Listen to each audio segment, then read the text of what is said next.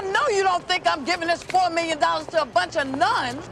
No, if I endorse it, then if I drop it, somebody will get it. No, I just... It's not your money. I never said you were going to get the money. Whoopi Goldberg, a name the world knows, but few truly understand. She was born where dreams were never meant to survive, called stupid by teachers broken by life before she even became a woman. Yet somehow she rose from the shadows of poverty to the rarest heights of Hollywood. This is not just the story of fame. This is the legend who outlived every storm and proved that no matter where you come from, you can still shine. In the dim corridors of the Chelsea Elliott public housing projects in New York, a baby girl was born into the echo of poverty and the smell of damp concrete. No father, only a mother who worked herself to exhaustion just to keep the lights on.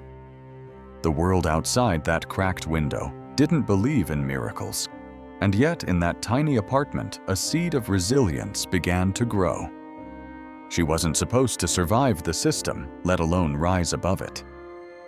But something inside her refused to be ordinary. As a child, she struggled in school, unable to read, constantly ridiculed as stupid. No one knew she had dyslexia. Every cruel laugh, every red mark on her report card became another wound carved into her self-worth. By 16, she dropped out, not knowing that she was leaving one kind of education for another, the brutal classroom of life. What society labeled as failure was actually her first act of rebellion. She walked away to find her own way of learning her own way of speaking to the world. Then came the years that could have broken anyone. At 14, she had already faced pain no child should. Left alone and desperate, she survived experiences that might have silenced another soul forever. But Whoopi Goldberg, though she wasn't Whoopi yet, chose not to disappear. She turned shame into strength, vowing to make sure no other girl would ever have to face what she did. The road was long, steep, and filled with shadows. Drugs offered escape. Heroin and LSD disguised themselves as freedom. But one day, standing in front of a mirror, she saw not a reflection, but a warning. Death was near, and she chose life. "If I don't stop," she whispered, "my mother will lose the only child she has left." She left New York with nothing but survival instincts and a stubborn belief that she was meant for something more. She waited tables, cleaned floors, even worked at a funeral home, any job that paid enough to stay alive. A plane crash she once witnessed left her terrified of flying for over a decade, but when opportunity knocked, she took that flight, trembling, sweating, and victorious. In a small basement theater in Berkeley, she began to tell her story. Raw, funny, and painfully honest. The audience laughed and cried at the same time. Among them was Steven Spielberg, who saw not a comedian, but a truth-teller. The color purple changed everything. Her portrayal of Celie, a woman beaten down yet unbroken, was not just acting. It was testimony. The world finally saw her not as a victim, but as a force of nature. Fame followed Ghost Sister act the Golden Awards, the endless applause. But behind the glitter, silence returned. In hotel rooms filled with trophies, she often felt alone. "People think I'm happy," she once said, "but sometimes I'm just surviving the noise." Yet she never stopped speaking, even when her voice sparked controversy. Before she was Whoopi Goldberg, the star, the legend, the name etched in gold, she was just Karen, a little girl sitting in the back of a noisy classroom, pretending to understand the words on the blackboard. Letters, twisted sentences danced, and the world called her slow, lazy, and stupid. No one knew her brain simply worked differently. Dyslexia wasn't understood back then. What they saw as failure was in truth a mind built for a different kind of genius. Each insult landed like a stone. Teachers gave up, classmates laughed, and the young girl who loved stories began to believe she wasn't meant to dream. At home, her mother tried to hold the pieces together, reminding her that there was nothing wrong with being different. But poverty and exhaustion left little room for comfort. In those days, books were locked doors, and she didn't yet know she would one day write her own key. By 16, she'd had enough. She left school not out of rebellion, but resignation. If I'm never going to fit in there, she must have thought then, I'll find another world to fit into. It was a quiet act of courage that no one recognized at the time. Society had labeled her a failure, but what she really did was free herself from a system that couldn't see her worth. Life after that was no fairy tale. It was a storm. She worked wherever someone would pay her cleaning floors, doing odd jobs trying to make sense of a world that already decided she wasn't good enough. But in those humble days, she discovered something powerful. She had a voice, not a written one, not one that required spelling or grammar, but a voice that could move people. She began telling stories first to herself, then to others. They were funny, painful, and real. That voice would one day echo across theaters' television screens and award stages around the world. The girl the world called stupid would become one of the few people in history to win an Emmy, Grammy, Oscar, and Tony. She didn't just prove them wrong, she rewrote what it means to be intelligent. Because brilliance isn't always found in perfect grades or perfect grammar. Sometimes it's found in the courage to believe in yourself when no one else does. And Whoopi Goldberg, the girl they said would never make it, turned their laughter into her applause. There are moments that break time in half the before and the after. For Whoopi Goldberg, that fracture came far too early.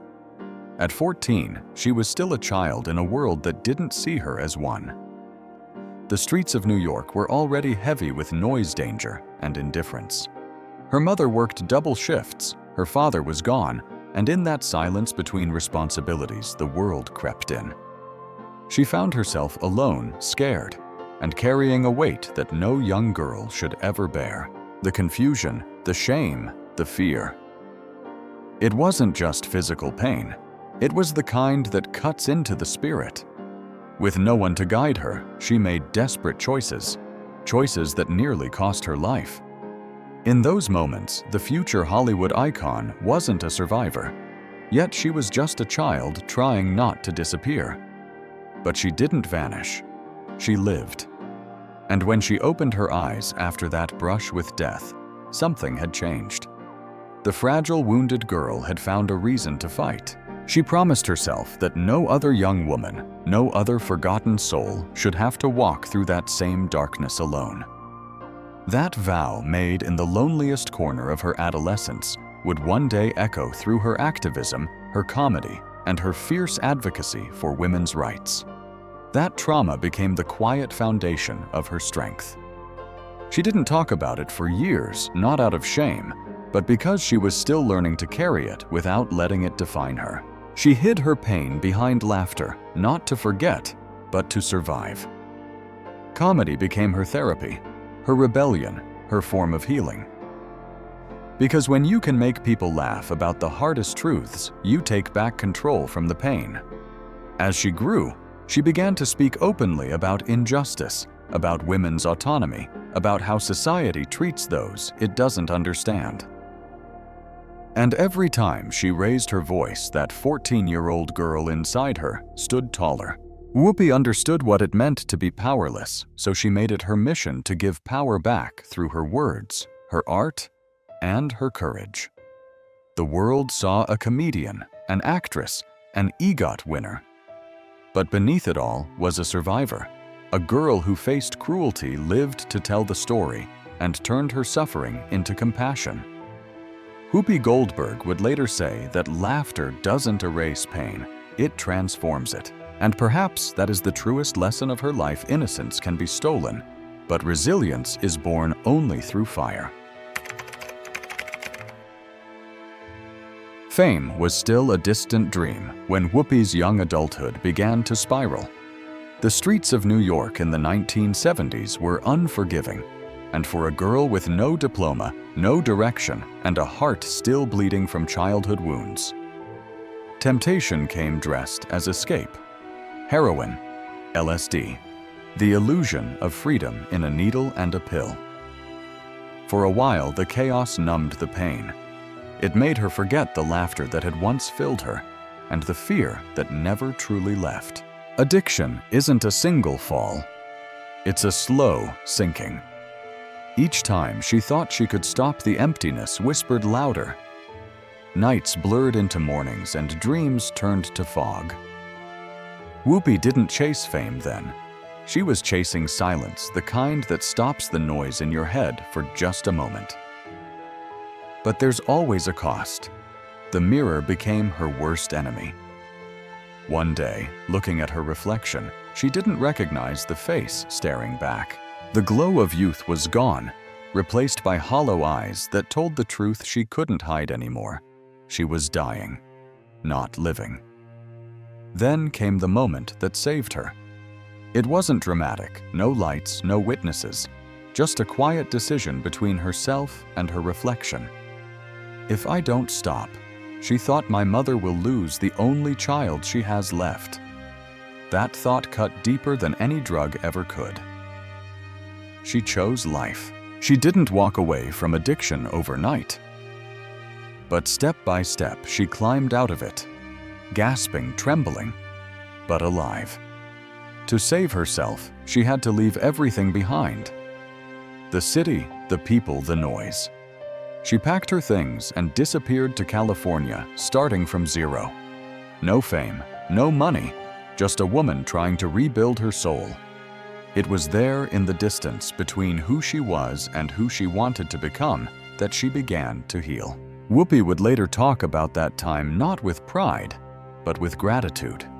Because that darkness, as terrifying as it was, became her teacher. It stripped away illusions, left her raw, honest, and real. It taught her compassion for those society calls lost because she had been one of them. Years later, when she made audiences laugh on stage, they didn't realize the power behind her jokes came from that same place. She had faced the abyss, and instead of falling, she built a ladder out of it. That's the secret of her survival. She didn't just escape the darkness, she learned to use it as light.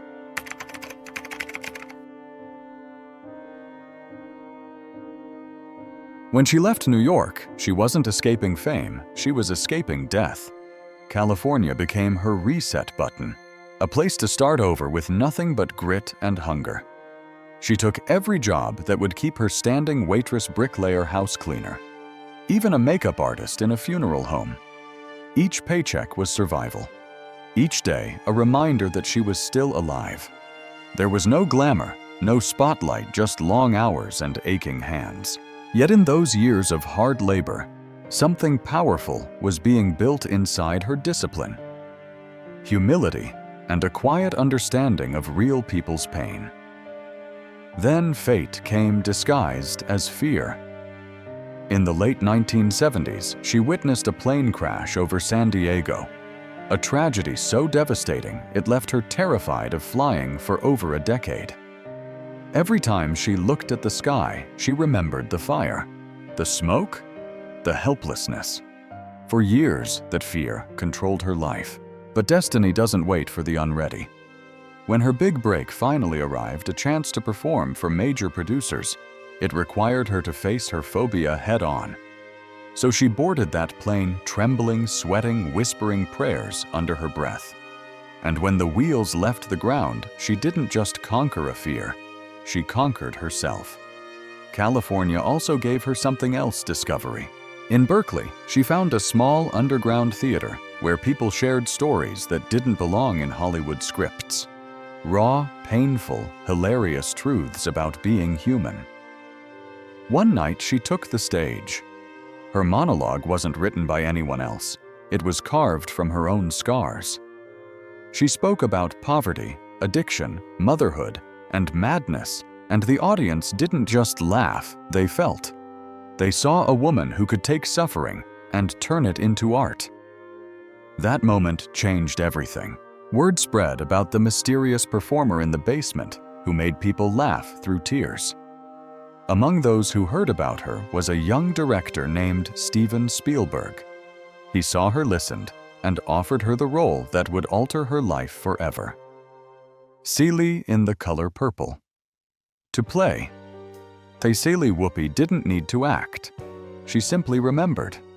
Every insult, every bruise, every lonely night, she gave them back to the world, wrapped in dignity and truth. When the film premiered, the world didn't just see a character, they witnessed a resurrection. The girl who once scrubbed floors and battled demons had become a symbol of endurance. That was the fire that forged her, not fame, not fortune, but the courage to keep walking through pain until it became purpose. From that moment on, Whoopi Goldberg was no longer running from her past. She was using it to light her way forward. Every great artist has a sanctuary. And for Whoopi Goldberg, it wasn't a temple of fame or wealth. It was a small, dimly lit basement in Berkeley, California. The floorboards creaked, the air smelled of coffee and dust, and the audience was small enough to count on one hand. But in that space, she found freedom. She didn't need a script or permission. All she needed was her voice. Her first solo show wasn't polished or perfect. It was raw, awkward, and full of truth. She talked about being poor, about being a mother, about race, about pain that people usually hide. She didn't just tell jokes, she bled honesty. And the people laughed not at her, but with her.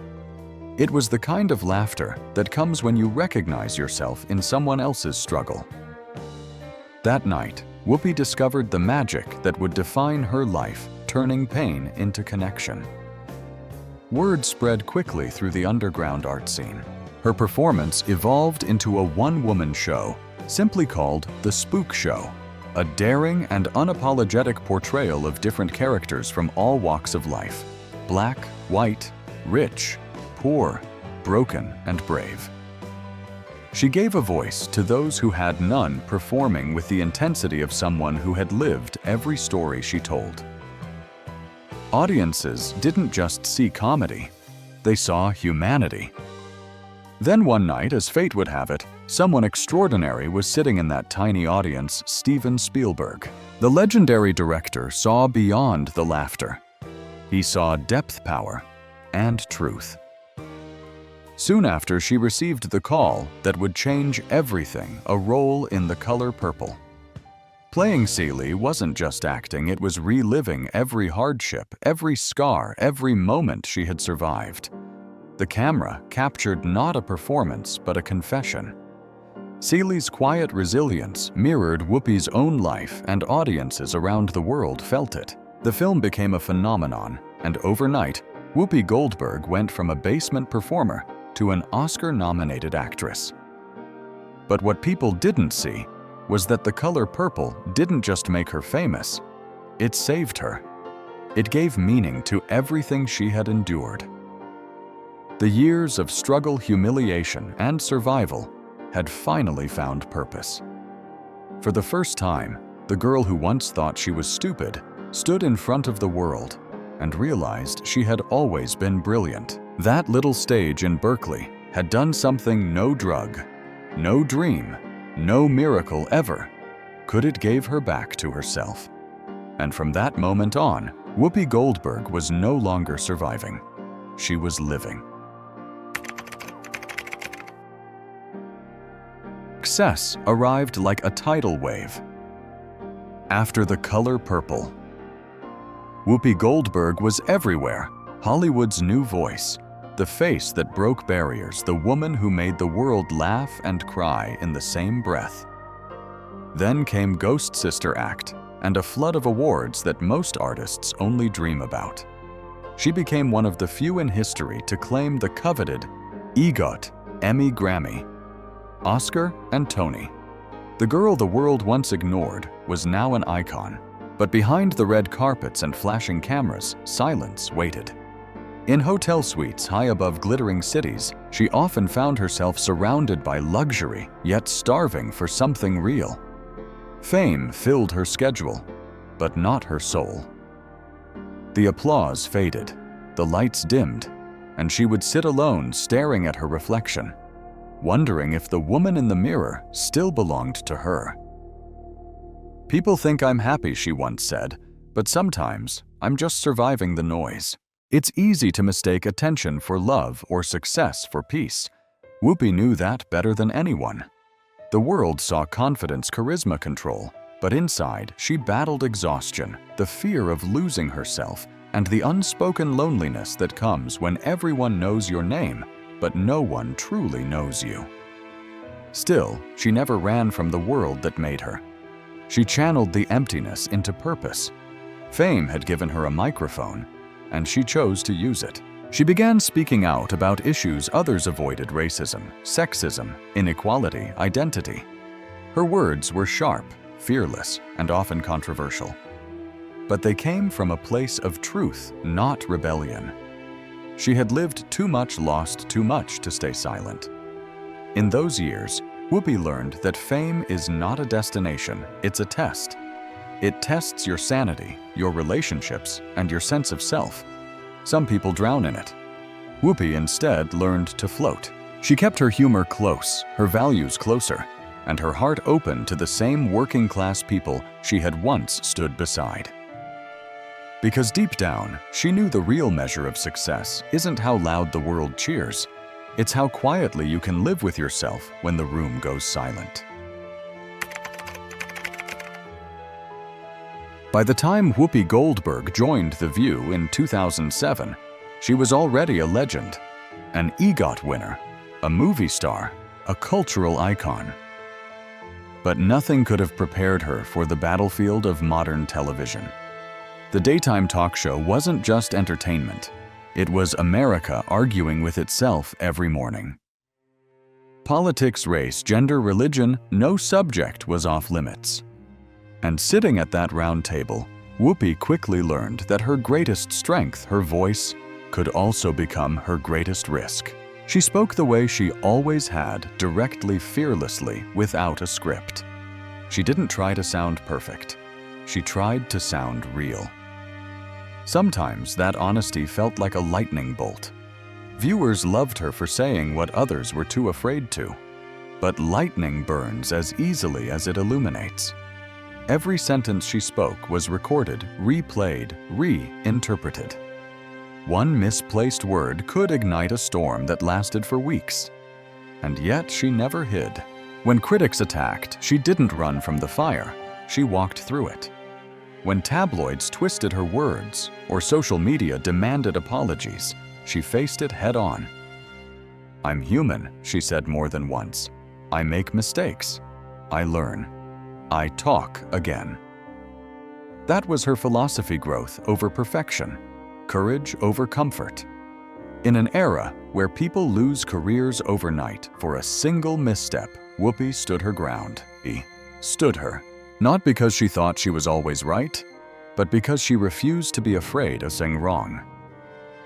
She believed that truth could only exist when people dared to speak it, even imperfectly. For her conversation wasn't about winning, was about understanding. And understanding takes time, pain, and a willingness to listen after the shouting stops. Her years on The View became a reflection of America itself, divided, emotional, searching for common ground. Sometimes she was the calm voice in the chaos. Other times she was the storm. But she never stopped showing up. Day after day, she used humor to diffuse tension, empathy, to bridge differences and experience, to remind people that every issue has a human heart behind it. The backlash was constant, from headlines, from online mobs, even from people she once called friends. But that never broke her. She had already faced worse: addiction, loss, loneliness, near death. Public outrage was just another test of endurance. "Freedom of speech," she once said, "is not for the faint of heart." And she lived by those words. Because Whoopi Goldberg understood something most people forget: that silence is comfortable, but it changes nothing. Speaking truth, even when it hurts, is what moves the world forward. And if her voice sometimes shook the walls, that was exactly the point. For all her strength, for all the laughter and brilliance that lit up the screen, Whoopi Goldberg never found lasting peace in love. Behind the humor and defiance lived a woman who loved deeply, but never easily. Her heart was as fearless as her words, but it belonged to no one for long. Over the years, she married 3 times each union, beginning with hope and ending in quiet disillusion. Her first marriage came young before fame, before the world knew her name. It gave her a daughter, Alexandra, her proudest achievement and lifelong anchor. But marriage, she would later admit, never fit her. "I'm not cut out for it," she once said. "I don't want someone in my house every day." It wasn't cynicism, it was clarity. She loved people, but she loved solitude more. Then came the storm that made headlines across America, her relationship with actor Ted Danson. What began as affection turned into scandal when the media tore it apart, sensationalizing every detail until the love itself was unrecognizable. It was brutal, public, and humiliating. But while others might have been destroyed, Whoopi did what she always did. She walked away with grace. She didn't lash out or explain. She simply said, "I learned what I needed to learn," and moved on. Love for her was never about ownership. It was about moments, the spark of understanding, the shared laughter, the honesty of imperfection. When those things faded, she didn't cling. She let go. Because Whoopi understood something rare, that loneliness, when embraced, can be a kind of freedom. She poured what others call romance into her work, her family, her advocacy, and her friendships. Her love became bigger than personal relationships. It became empathy for the world itself. She once joked that marriage was like wearing shoes that never quite fit. They might look nice, but they'll always hurt. Beneath the humor was a truth carved by experience. By the time the tabloids lost interest, Whoopi had already found her peace. She didn't need a partner to complete her because she had already become whole. Love had taught her not just about others, but about herself, her limits, her worth, her right to exist without apology. "I wasn't born to belong to anyone," she said in an interview years later. "I was born to be me." And maybe that's the purest form of love, to know yourself so well that you no longer chase what the world tells you to need. For Whoopi Goldberg, solitude wasn't emptiness. It was strength, the kind that only comes when a woman stops asking for permission to be alone. Fame may protect you from poverty, but it never protects you from pain. For Whoopi Goldberg, the most defining moments of her life didn't happen under stage lights. They happened in the quiet shadows of loss. In 2010, her world shifted forever. Her mother, Emma Johnson, the nurse, the provider, the woman who had sacrificed everything so her daughter could survive, passed away. Whoopi was by her side when it happened. The same woman who once told her, "Don't let the world tell you who you are, show it who you are," was suddenly gone. For years, Whoopi had built her life on that strength. But when Emma died, the house of her heart trembled. "When my mother left," she said later, her voice breaking, "the person who loved me most in the world wasn't there anymore." The loss wasn't just emotional, it was spiritual. Her mother had been her compass, her grounding force through chaos and fame alike. Without her, the noise of Hollywood felt emptier than ever. She went back to work, made people laugh, appeared on The View every morning, but when the cameras turned off, the silence was deafening. Then came 2015. Another heartbreak. Her younger brother Clyde died of a brain aneurysm. He was the last person who called her Karen, the name she was born with, before Whoopi Goldberg existed. After Clyde died, she once said, "Nobody called me that anymore." The sentence was small, but it carried the weight of a lifetime.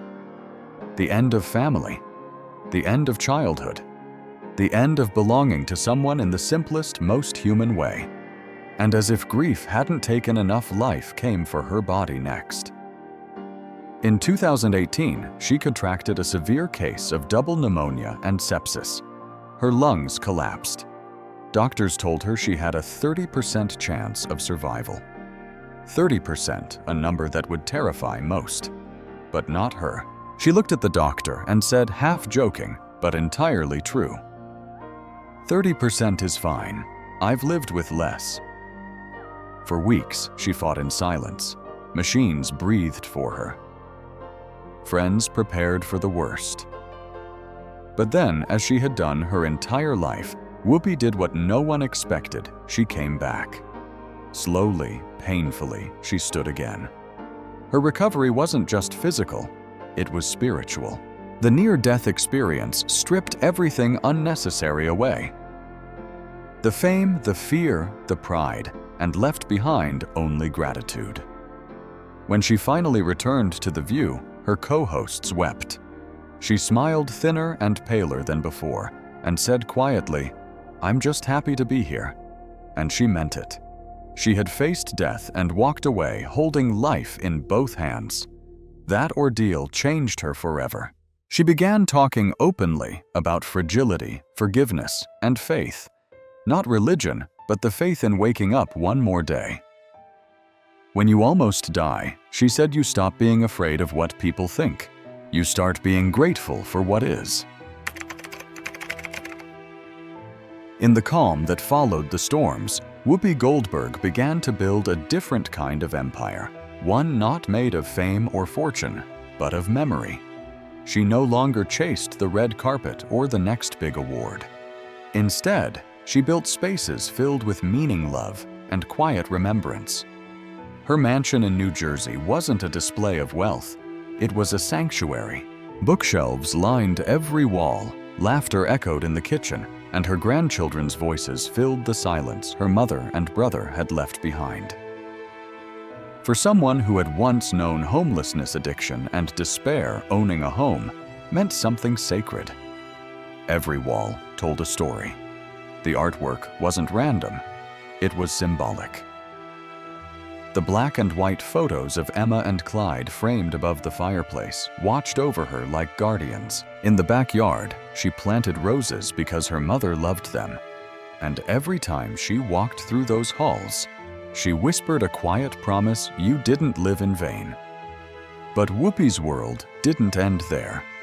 Across the Atlantic, she found a second refuge, a small villa on the island of Sardinia, Italy. Unlike Hollywood, Sardinia didn't care who she was. There she was, simply another woman watching the sun set over the sea, drinking coffee on her terrace, feeling the wind in her hair. It was the kind of peace she had been searching for her whole life, the kind that doesn't depend on applause. After losing her mother and brother, she created something to keep them alive.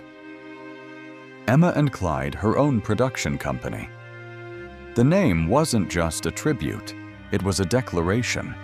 Their lives, their love, their lessons would live on through her work. Every project she produced carried a piece of their spirit. In interviews, she said, "When I say their names, they exist again." For Whoopi, legacy wasn't about being remembered herself. It was about remembering those who built her. Her home, her company, her life, all were stitched together with invisible scars. But she didn't hide them. She wore them proudly, like armor. "People think scars are ugly," she once said, "but they're proof that something tried to break you and failed." That was the new Whoopi Goldberg, a woman who no longer needed to prove her worth to the world. The trophies on her shelves meant less than the memories in her heart. The spotlight that once defined her now simply followed her softly like a shadow. In the kingdom, she built quiet, steady, and real. There were no crowns, only candles. Candles for the people she lost, for the battles she survived, and for the life she refused to give up on. And if you listen closely, you can still hear her laughter echo through that kingdom. Not loud, not desperate, but peaceful. full of light, and utterly unbreakable. By the time Whoopi Goldberg reached her late 60s, she had nothing left to prove, and that was her greatest freedom. The woman who had once fought for every breath, every dollar, every ounce of respect, now lived with a quiet confidence born from survival. The fame remained, but it no longer ruled her. She no longer chased perfection because she finally understood something the world rarely teaches. Peace isn't found in applause, but in acceptance. At 69, she began to speak more openly than ever before about aging illness mistakes, loneliness, and fear. She didn't hide the wrinkles or the scars. She called them the map of where I've been. When she laughed on The View, it wasn't performance, it was gratitude. Every joke carried the weight of someone who had seen too much darkness to take light for granted. Strength, she said, isn't about never falling. It's about standing up again while the whole world is watching. Her honesty disarmed people. In an industry obsessed with youth and image, she dared to be authentic. She spoke about mental health, about forgiveness, about learning to be kind to yourself when no one else is. She told her audience and herself that survival is not shameful, it's sacred. And she lived that truth every day.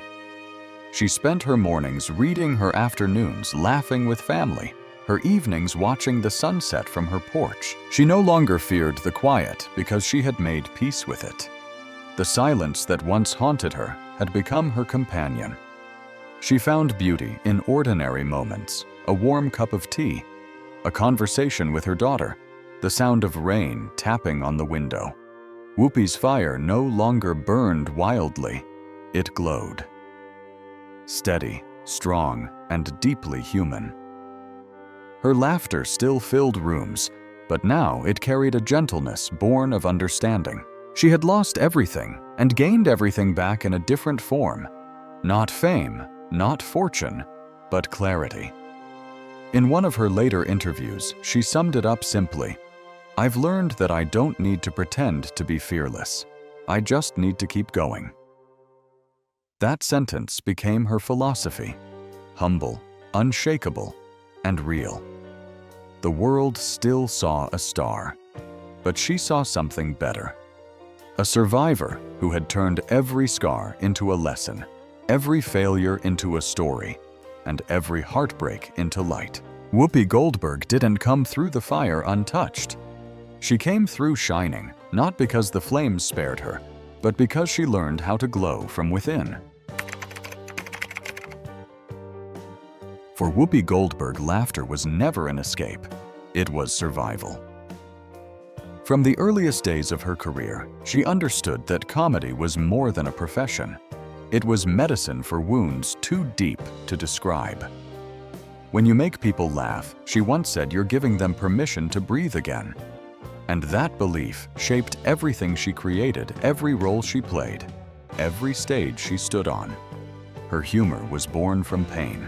She didn't grow up studying punchlines or perfecting timing. She grew up studying life, the kind that doesn't hand you second chances. In the projects of Chelsea, in the quiet ache of loneliness, she found stories, not jokes, but truths disguised as laughter. When she performed her one-woman show in Berkeley, she didn't tell made-up tales. She transformed her own heartbreak into comedy. A child pretending to be beautiful in a world that told her she wasn't. A woman confronting fear, shame, and survival, all through laughter. The audience didn't just laugh, they recognized themselves. That ability to make people see their own reflection in her humor became her superpower. The color purple had shown her dramatic strength, but it was Sister Act and Ghost that revealed her genius for turning comedy into compassion. As Oda Mae Brown in Ghost, she made people cry and laugh within the same breath.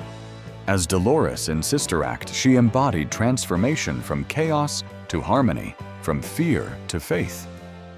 Those films weren't just hits, they became cultural touchstones. They reminded people that laughter could coexist with pain, that joy wasn't denial, It was defiance. But her comedy didn't stay confined to film. On stage and on television, she used humor to tackle what others avoided: race politics, gender, and injustice. When the world divided itself into camps of anger, Whoopi cracked a joke not to dismiss the tension, but to open a door for conversation. "If we can laugh together," she said, "we can listen to each other." She understood that laughter doesn't erase the truth. It makes the truth bearable enough to face. Even off stage, her humor was her compass. In grief, she used it to cope. In illness, to endure. In loneliness, to connect. After her mother's death, she didn't retreat into silence. She joked on air about missing the woman who still told her what to do from heaven. It was her way of honoring love, not by mourning endlessly, but by keeping it alive through laughter. There's a difference between laughing to forget and laughing to heal. Whoopi always chose the latter. Her comedy didn't sugarcoat life, it translated it. She made the unbearable visible, and somehow through her warmth and wit, made it survivable. If there is one constant in Whoopi Goldberg's life, it's her refusal to hide behind comfort. She has always chosen truth, even when it hurt, even when it cost her fans friends or peace. In an industry built on illusion, she has made honesty her brand of rebellion. "I don't say things to be liked," she once told an interviewer. "I say them because they're true to me." That truth-telling began long before Hollywood. Growing up in the projects, she saw life in its rawest form. The cruelty, the resilience, the humor that keeps people alive when the world looks away. As her fame grew, she carried that same street-born authenticity onto every stage and screen. Whether she was talking about race, gender privilege, or politics, she refused to perform the kind of politeness that keeps conversations safe but empty. It wasn't easy. In the era of instant outrage, her words often became headlines. She was criticized, misquoted, sometimes canceled. But through every wave of backlash, she stood firm. "I'm not here to make you comfortable," she said. "I'm here to make you think." For Whoopi, silence was far more dangerous than controversy. She had spent her childhood unheard. She wasn't about to return to that silence now. On The View, she became both lightning rod and anchor. While others danced around difficult topics, she dove straight in, unflinching. She defended those without voices, challenged hypocrisy on all sides, and refused to let public pressure dictate her conscience. Sometimes she was right. Sometimes she wasn't. But she always owned her words. That integrity, messy, brave human became her signature. Her relationship with truth wasn't about being loud. It was about being real. She believed that progress only happens when people stop pretending. When others built their lives around image, she built hers around accountability. In a business obsessed with perfection, she showed the courage to be flawed in public, to stumble, apologize, and rise again. And there was something freeing about that. "If you tell the truth," she once said with a grin, "you don't have to remember what you said yesterday." Her humor softened her honesty, but it never diluted it. She used jokes like a surgeon uses a scalpel not to wound, but to cut through the noise and reveal something pure underneath. The older she grew, the more fearless she became. Her perspective widened. Her patience deepened.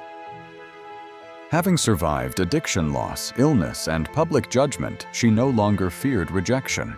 The worst had already happened, and she was still here. Truth, she realized, wasn't a burden. It was liberation. There's something almost poetic about Whoopi Goldberg's life, a story that begins in the cracks of a New York housing project and ends in the quiet dignity of legacy. She has lived through poverty, addiction, heartbreak, loss, and rebirth. She has been celebrated and condemned, adored and misunderstood. Yet through every storm, she never disappeared. She stood her ground, sometimes shaking, sometimes laughing, but always standing. The little girl once called stupid became one of the few people on Earth to hold the 4 most coveted awards in entertainment: the Emmy, Grammy, Oscar, and Tony. But her real victory wasn't on the stage, it was in the mirror. The reflection she once couldn't face now smiled back, weathered but unbroken. She didn't escape the darkness, she learned how to walk through it carrying her own light. Whoopi's power lies not in perfection, but in persistence. She failed publicly, fell privately, and still showed up unapologetically herself. In a world obsessed with image, she proved that authenticity lasts longer than fame.